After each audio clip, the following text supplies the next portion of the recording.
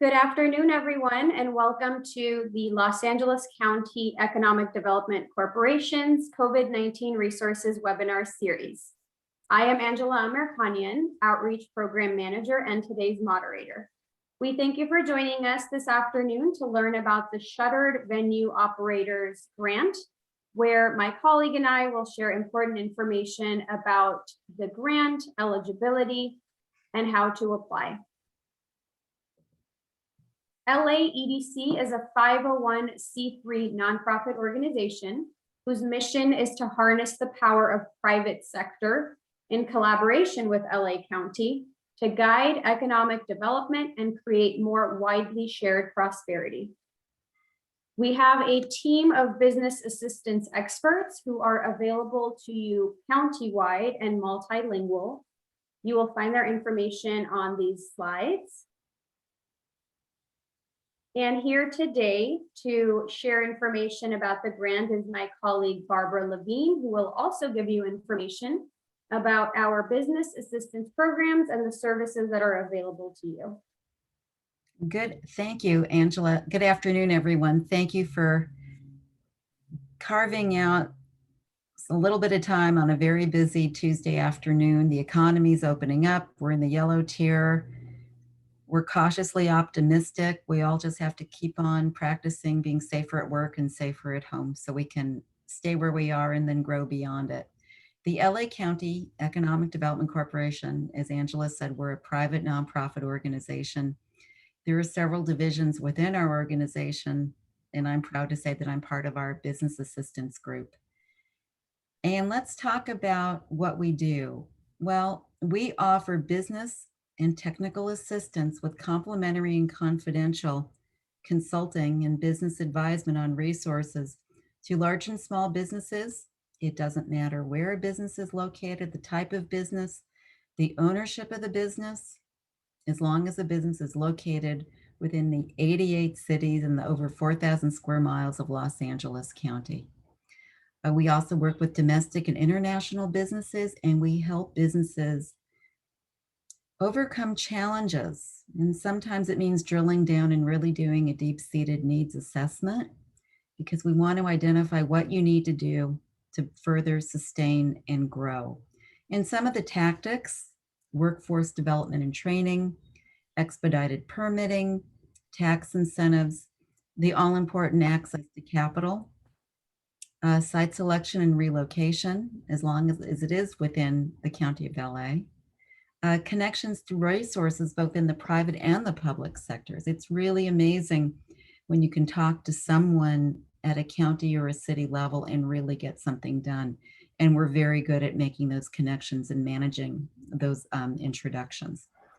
As a result of COVID-19, over a year ago, we launched the LA County Community Connectory, and it was launched in conjunction with philanthropy to offer and better identify resources to many businesses, especially very small businesses, nonprofits, minority, women-owned.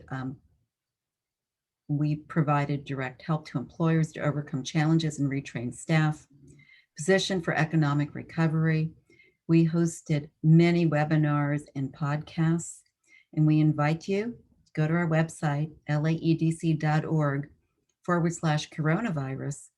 Go through the Community Connectory. You can view past webinars and other podcasts, and it's a wealth of information. Next slide, please. So please remember that whether it's myself or any of the other 15 people within the Economic and Workforce Development Division, we are your connection to resources. Costs you absolutely no money whatsoever.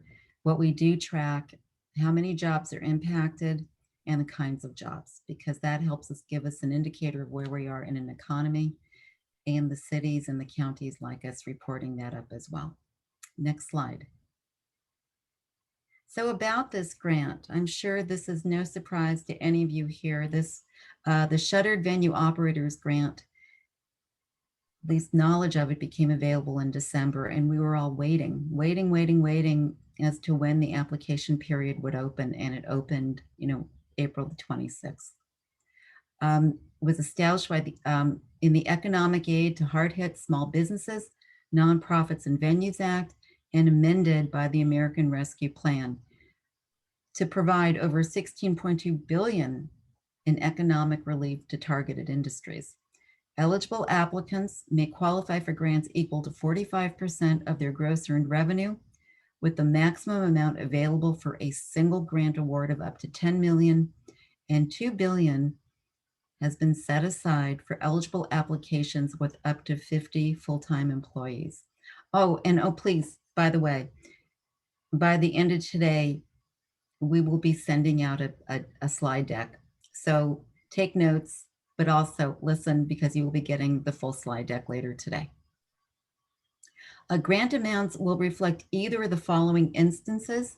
For an eligible entity in operation January the 1st, 2019, grants will be for an amount equal to 45% of their 2019 gross revenue earned, or $10 million, whichever is less.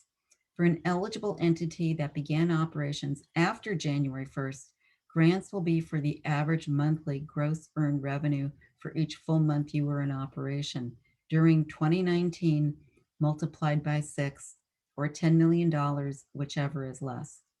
The application portal opened on April the 26th, and it'll be open until funds are exhausted.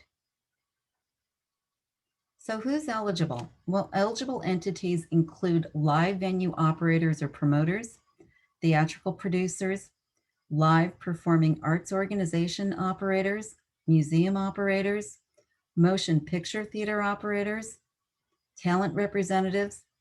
Other requirements of note: you must have been in operation as of February the 29th, 2020.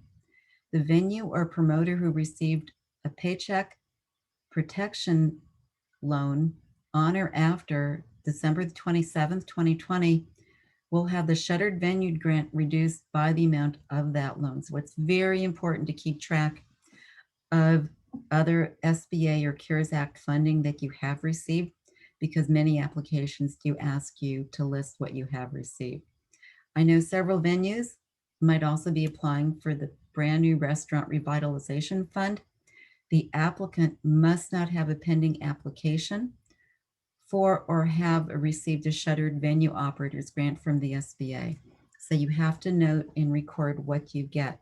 There might be venues where you're a restaurant with a live performing theater, a dinner theater. And that's a situation where you might be able to section out the restaurant operations from the theater operation. Next, please. So how to apply? Well, the first priority, within the first 14 days of the grant awards, entities had suffered a 90% or greater revenue loss between April 2020 through December 2020 due to the COVID-19 pandemic. The second priority, which would be the next 14 days of grant awards, entities had suffered a 70% or greater gross revenue loss between April 2020 through December 2020 due to COVID-19 pandemic. The third priority, beginning 28 days after the first and second priority awards are made. These are entities that suffered a 25% or greater earned revenue lost between one quarter of 2019 and the corresponding quarter of 2020, and supplemental funding is available after all priority periods have passed. The recipients of the first, second, and third priority round awards who suffered a 70% or greater revenue loss for the most recent calendar quarter, and that's as of April 1st, 2021 or later. Now, I've checked with our resources through the Small Business Administration and the Small Business Development Centers, and I've asked, is there a rolling calendar for when awards will be made, or when the calendar starts with these 14 days and 28 days, and they did not have an answer for me yet. They referred me to this part of the application. Next slide, please. Allowable use of funds. Funds may be used for specific expenses, which include payroll costs, rent payments, utility payments, scheduled mortgage payments, scheduled debt payments, worker protection expenditures, and those are the very important PPEs, Payments to independent contractors, but not to exceed $100,000 in revenue. Other ordinary and necessary business expenses, including maintenance costs, administrative costs, including fees and licensing, state and local taxes and fees, operating leases in effect as of February the 15th, 2020, insurance payments, and then advertising, production, transportation, and capital expenditures related to producing a theatrical or live performing arts productions. Next, please. Ineligible use of funds: to buy real estate, to make payments on loans originated after February the 15th, 2020, to make investments or loans, to make contributions or other payments to or on behalf of political parties, political committees, or candidates for election, or pay for any other use prohibited by the administrator. Record keeping is very important. You will be required to maintain documentation demonstrating compliance with the eligibility and other requirements of this grant. And you must maintain employment records for 4 years following the receipt of a grant and retain all of the records for 3 years. Documentation: organizational and identifying documentation needed. Written certification of need. It's a good faith certification that the uncertainty of the current economic condition makes the grant necessary. Government issued photo ID of the business owner or authorized representative of the entity, your business license, the name, the EIN, and DUNS number for each of the applicant's affiliates, if applicable. Financial documentation needed would be your 2019 tax return. That is, if you were in operation any portion of 2019, the 2020 tax return, 2018 tax return, and that's only required for nonprofit organizations which have not ended their 2020 fiscal years. Bankruptcy documents and tax exempt status documentation. More documentation. Standard forms would be the SF 424B, certification of a drug-free workplace, SBA Form 1623, which is certification regarding debarment, suspension, and other responsibility matters. SBA Form 1711, it's certification regarding lobbying and disclosure of lobbying activities. SFLLL, it's a disclosure of lobbying activities, and it's required for organizations that engage in lobbying activities as applicable. And certification explaining the nature of lobbying activities. Next, please. Applicant-specific documents: live venue operator or promoter, theatrical producer, live performing arts organizations operator. If the applicant is the operator of a venue, need a floor plan or comparable documentation demonstrating the defined performance and audience areas and plan of grounds if outdoor space is used for the venue. Motion picture theater operator, a floor plan of the facility that identifies the projection booth or space containing a motion picture projector.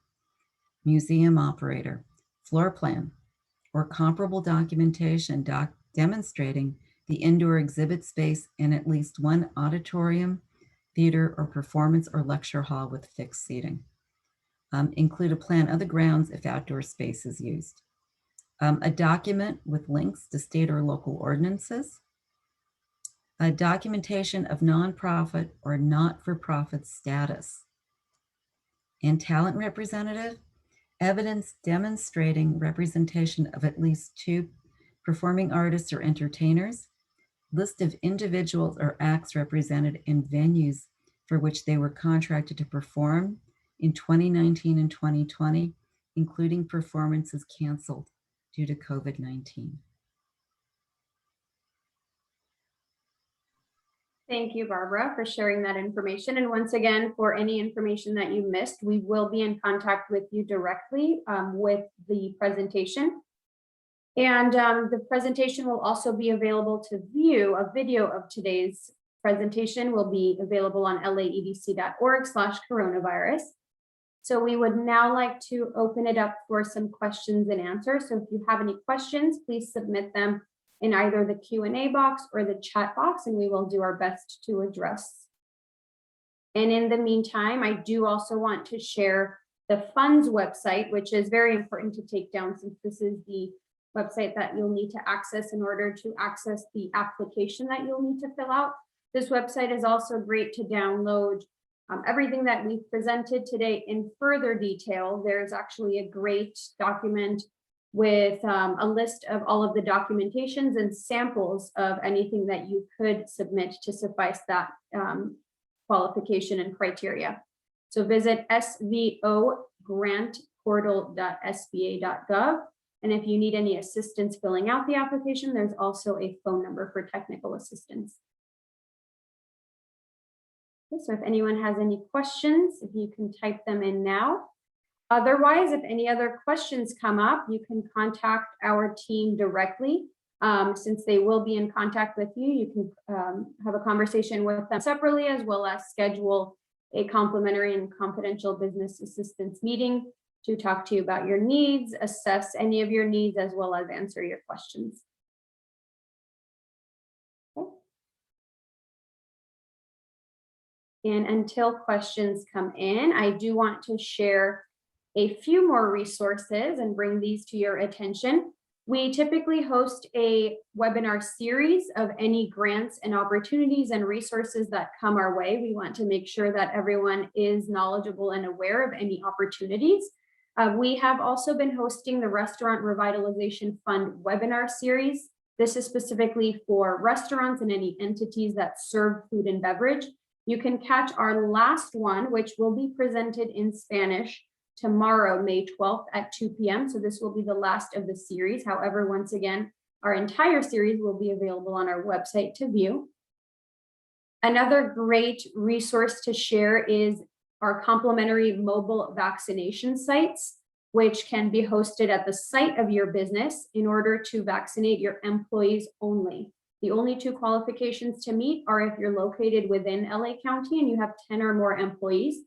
If you are interested, all you need to do is fill out an interest form, and the county's Department of Health will contact you to further coordinate. The website is tinyurl.com/COVID-19 mobile clinic. And lastly, there is a great campaign called Safer at Work Los Angeles. If you visit saferatwork.la, you'll find great campaign collateral that's downloadable and printable that you can use at the site of your business to promote a safe reopening as businesses in Los Angeles start to reopen. And it doesn't seem like we have any questions. Angela, something that I'm going to jump in and share about the mobile vaccination clinic, that one of my colleagues on my team has been working very closely with the first supervisorial district, and many companies were really asking, what can you do?